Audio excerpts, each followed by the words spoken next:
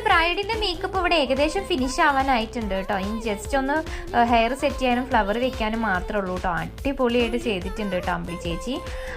നല്ല ഭംഗിയുണ്ടായിരുന്നു. അപ്പം ഞാനും ചെറുതായിട്ടൊരു ഗസ്റ്റ് ലുക്കൊക്കെ ചെയ്തു.